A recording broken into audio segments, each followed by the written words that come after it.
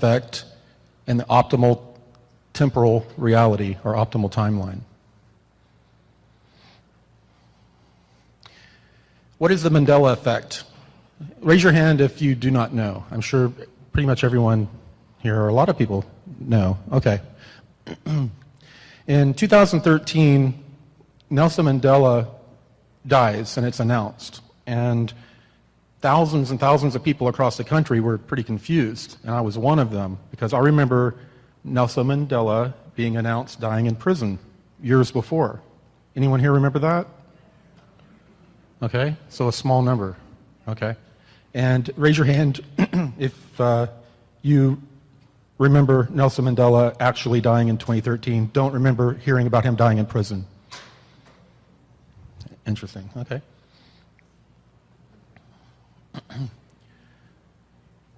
Millions of people have reported the phenomenon, and I've noticed it myself.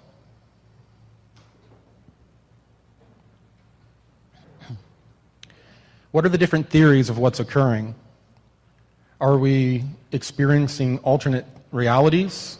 Is there something occurring like CERN that is splitting space-time or causing a strange merging of other realities?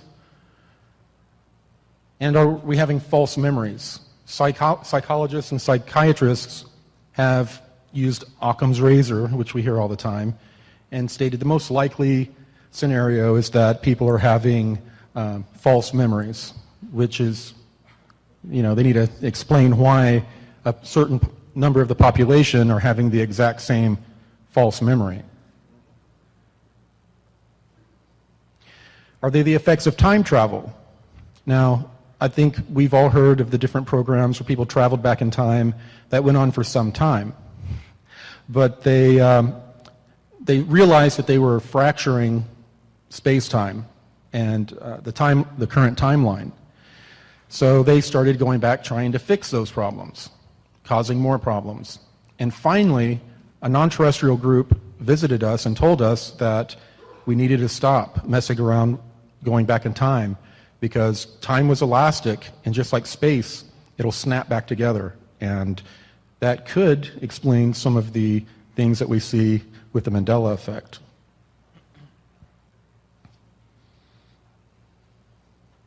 And of course, the psychologists, say it's an effect of confabulation, clinical term for memory defects.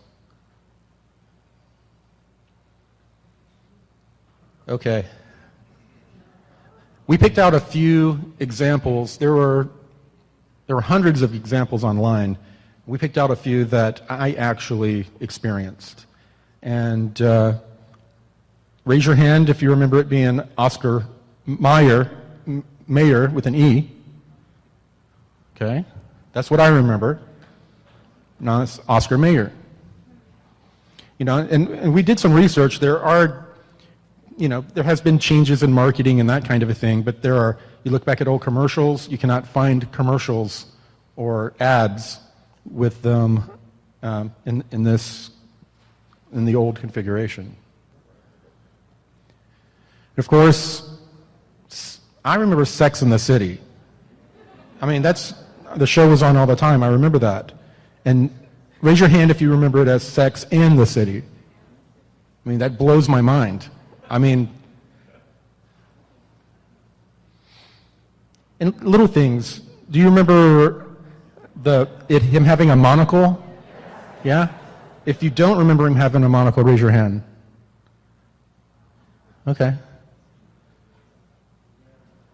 And of course, the one that everyone talks about, the Bear-Stained Bears. And yes, I remember it as the Berenstain Bears. And now it's Berenstain Bears.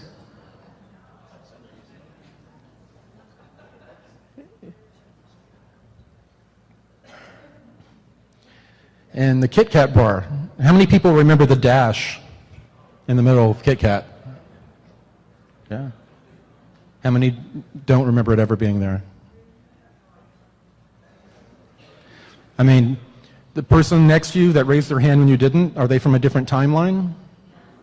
Are you from a different timeline? Or do one of the two of you have a memory defect? This is the one I had the hardest problem with when I actually watched it, because I remember Luke, I am your father. I remember comedians using it. I remember it being Luke, I am your father. And when I watched it again, and it said, no, I am your father, I was heavily puzzled. Does anyone here not remember it being Luke, I am your father? Okay, that's universally strange. And of course, Field of Dreams, if you build it, he will come.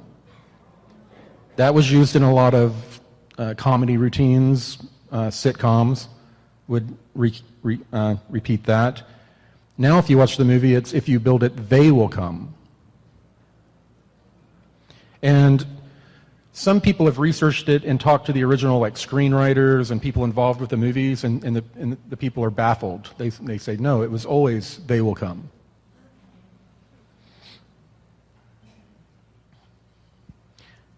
How did Rautier explain this effect?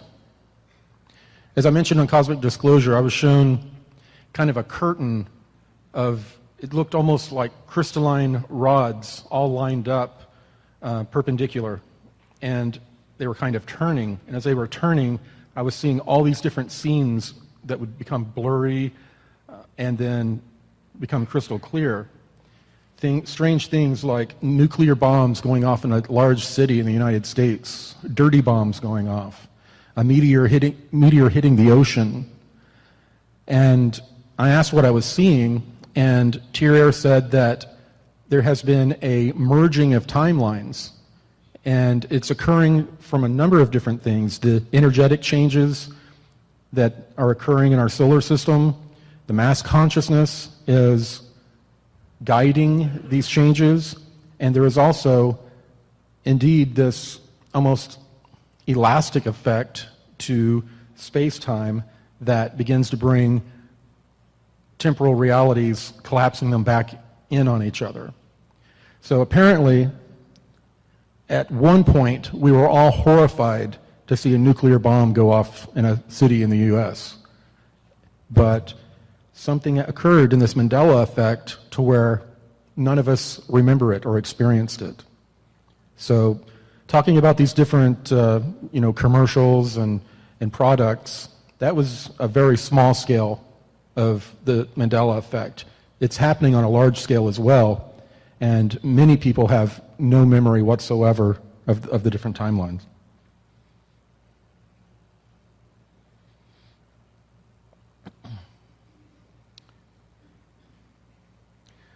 The codependent superconsciousness.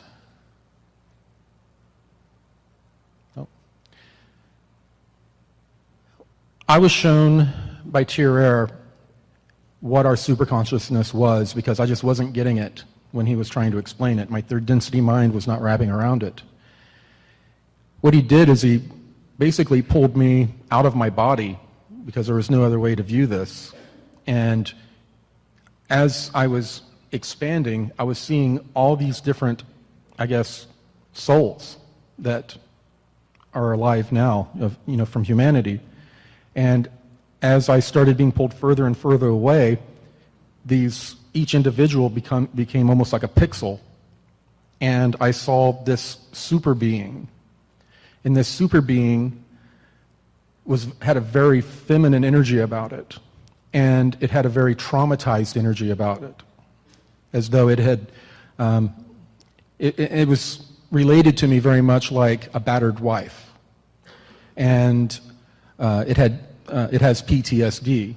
This is our superconsciousness is in this state. And basically, what was related to me is that different groups, like the reptilians, they have a codependent relationship with us to where they're the abusers. They're supposed to be learning through this process as well, their superconsciousness. And then we have the superconsciousness of other non-terrestrial races that are like the neighbor next door that intervenes when domestic violence occurs. That was a difficult concept for me to understand, to be honest, that We're existing, making decisions, and experiencing things on such a wide range of levels. You know, the superconsciousness is relying on each of us to, I guess, get where we need to be to help heal the PTSD and get it over the point to where it can start healing again. And apparently it's not at that point yet.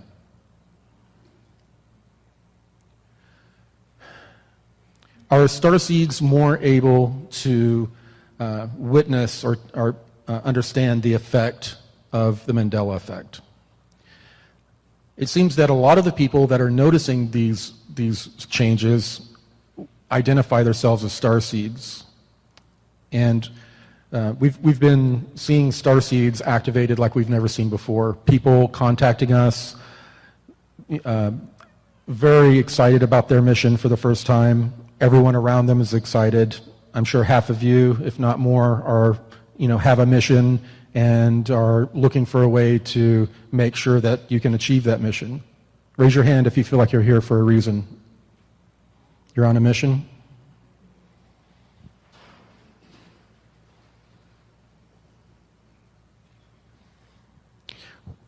So what is the most optimal timeline? The most optimal timeline, I guess, is what we see in all of our different belief systems. This ascension event, becoming a fourth density being, and leaving behind all of the pain and hurt that we've held on to that's anchoring us to third density.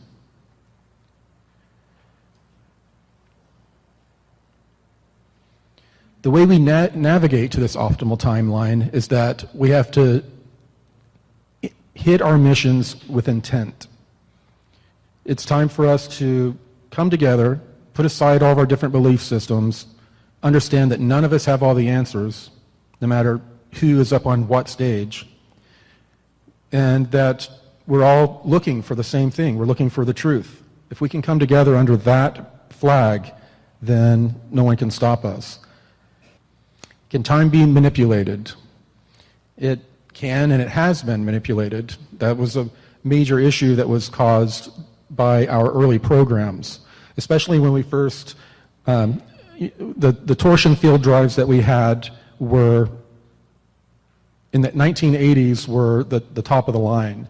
But in the 90s, they developed temporal drives. These temporal drives let them jump enormous distances in space-time. But when you're that far advanced in technology, if you're traveling in space, you're a time traveler too. You can travel back in time.